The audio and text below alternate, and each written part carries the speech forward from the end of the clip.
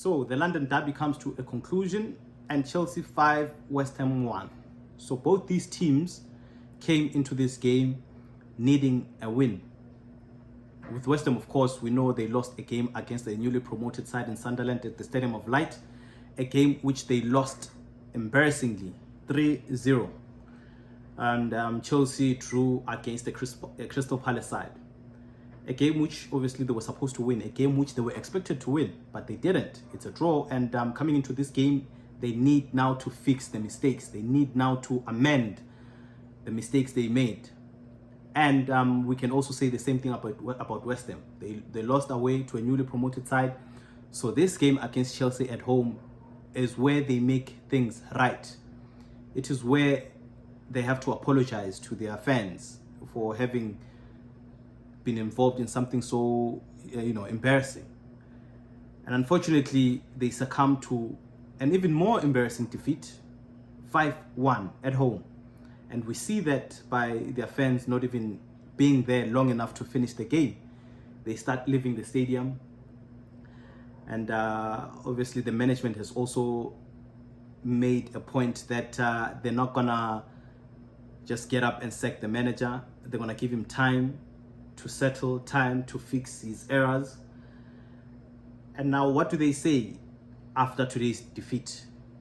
Do they continue supporting the manager, or do they change their mind? But I'll say that they need to stick with him. Graham Potter is good. I mean, we saw them at Brighton, although it didn't work out well for him at Chelsea. But if West Ham give him time, I do believe that he'll turn things around. He is that good. He still needs to learn. Maybe he might have taken his rest when he was sacked at Chelsea for far too long. But he can come back and he can stabilize the ship. So the game obviously starts off with a very wonderful goal from Paquetá. But before that, obviously, it's Esteval, the boy that is seemingly loved at Chelsea now. He loses the ball and Paquetá gets hold of that ball. And by the way, let us mention the fact that Paquetá has no right whatsoever to take the shot from that distance, but he does, and it goes at the back of the net. And I'm thinking at this point in time, Paquetá and all of West Ham, the players, right? They want to apologize to the fans, for the defeat that they just got last week, and they're ready. But unfortunately, by that goal alone, it just wakes Chelsea, or it rubs Chelsea off in the wrong way, because we see how now precise they are, how agile they are, and how quick they are. And they get obviously a corner, and the corner is hit by Pedro Neto. It is then now headed by Cucurella, and it goes to Joao Pedro, and Joao Pedro hits it home, and just like that, it's 1-1.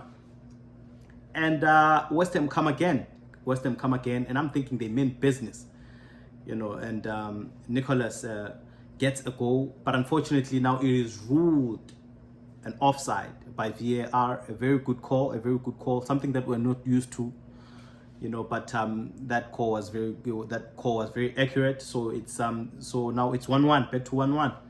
But from there now it's just all Chelsea.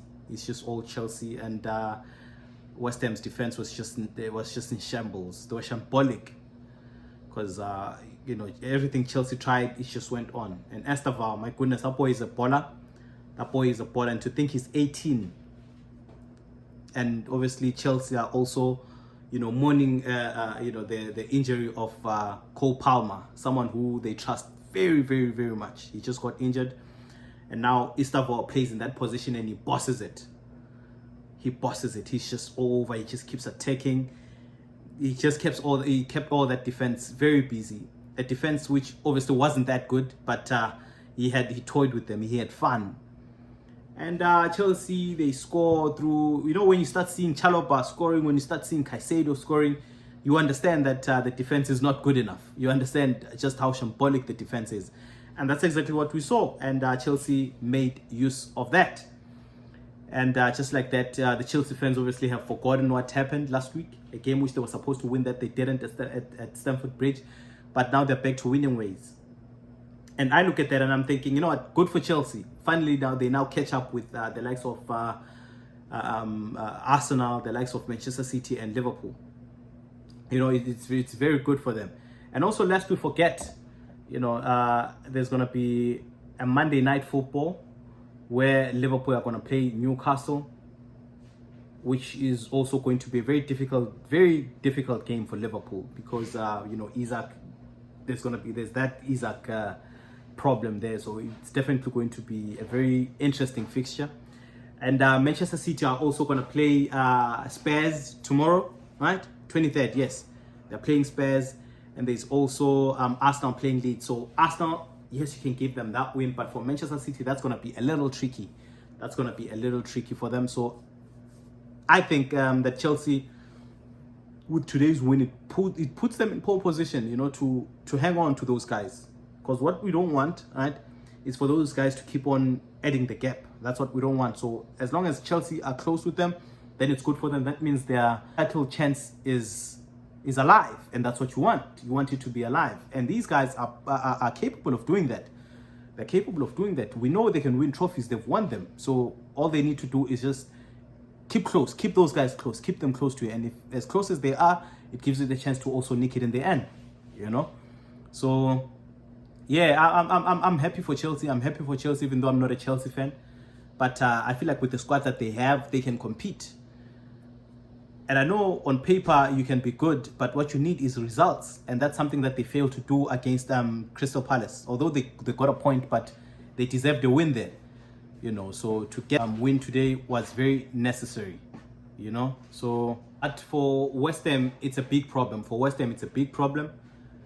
Graham Potter is going to need to pull up his socks. Yes, they said they're not going to sack him right away. You know, they're going to give him time. But when he starts losing games like this, in that manner, after having been beaten 3-0 by a newly promoted side, I mean, you're not making your case any better. You're not beating the allegations. I think he might be, if he continues in this way, he might be the first one to be. He might be the first one to get the sack. He might be the first one to get the sack. So he needs to work very hard. You know, the ship is sinking. The ship is sinking. So he's going to need to do better than that. It's not easy for him, especially at home, losing like that. Yes, you lost against the newly promoted side. We get that. And coming into this game, you want to try to mend things. You want to try to show the fans that you mean business and you go on to lose 5-1. There's a lot that needs to happen. There's a lot that needs to happen, and it needs to happen fast. You know, so thank you guys for watching until this far. Thank you for liking and subscribing as well.